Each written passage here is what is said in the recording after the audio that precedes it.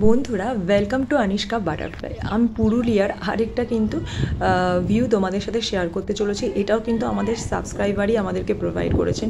এটা হচ্ছে পুরুলিয়ার একটা মানে ডাম্প, মানে যেটাকে বলা হয় আপার ড্যাম্প। হ্যাঁ, সেই ড্যাম্পের একটা ছবি উনি আমাদের সাথে শেয়ার করেছেন। এত কাম, এত কোয়াইট, এত ট্রাঙ্কুয়াল একটা জায়গা।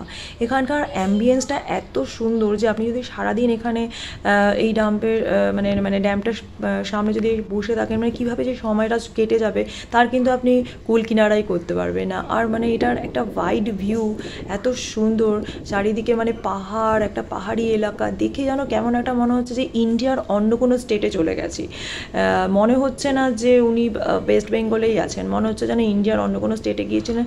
আর এত সুন্দর ওখানকার ওয়েদার, যেটা আমাদের কলকাতায় যেরকম মানে এখন মানে একটা হিউমিড মানে একটা ওয়েদার, সবসময় চ্যাট চ্যাট করছে আর মানে একদম ভালো লাগছে না। সারাদিন পারলে আমরা এসি চালিয়ে শুয়ে থাকি, কিন্তু ওখানে ওয়েদারটা এত মানে এত সুন্দর, যেটাকে বলা হয় না যে নাতিশীতোষ্ণ একটা ওয়েদার।